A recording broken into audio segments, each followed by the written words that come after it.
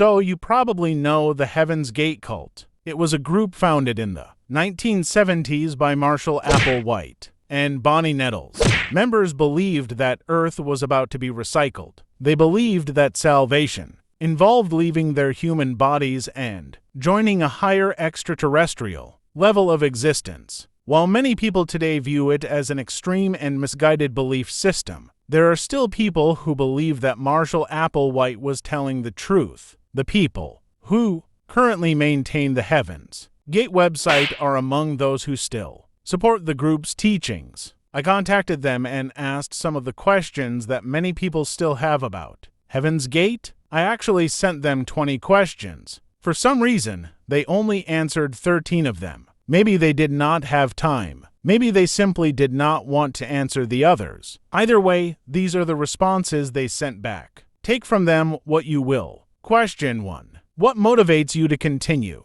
operating the Heaven's Gate website and email account decades after the events of 1997? Answer: we were assigned to do it. We joined the original group back in 1975 and have now been in the group or associated with it for over 50 years. They trusted us. Question 2. How many people are currently involved in maintaining the group's teachings? Answer: just us 2. Question 3. Do you consider yourselves members of Heaven's Gate, followers of its teachings, or something else? Answer: we are former members since the group came to an end in 1997, but we considered ourselves full supporters of the belief system. Question 4. What do you believe happened to the members who died in 1997? Answer: they transferred into new, space-capable, next-level bodies and entered a craft that took them into the kingdom of heaven and outer space.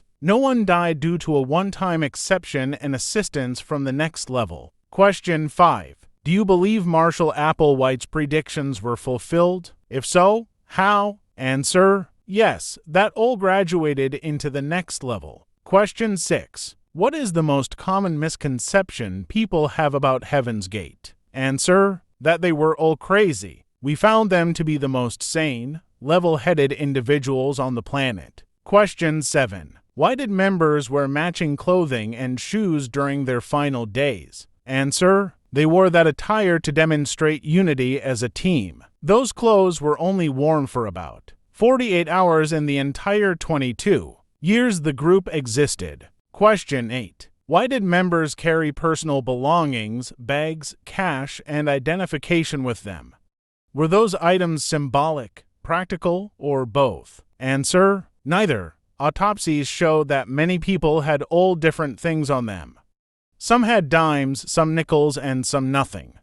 Many did have $5.75, but that was due to them using the ID sleeve that had $5 for vagrancy and 3/4 to call back to the house when we went out on our normal work days.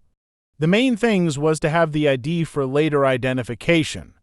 Some did pack bags to show they were leaving. Question 9. What was the significance of the patches that read away team? Answer: again, the patches were to demonstrate team unity. Question 10. Looking back, is there anything about the group's final actions that you think the public misunderstands? Answer: they think they all died. They transferred. No one died. Question 11. How do you respond to people who describe Heaven's Gate as a cult? Answer: it was not a cult or religion. Even those we talk to in academia have indicated that they just didn't fit the definition of a cult. Question 12. Do you believe there is still a path for someone to join the next level today? Answer: no. The group came to an end in 1997. There is no path or way to join. Question 13. If someone became interested in the teachings today, what would you tell them to study first? Answer: the class's book and the videotapes. No one can join. The group came to an end 30 years ago.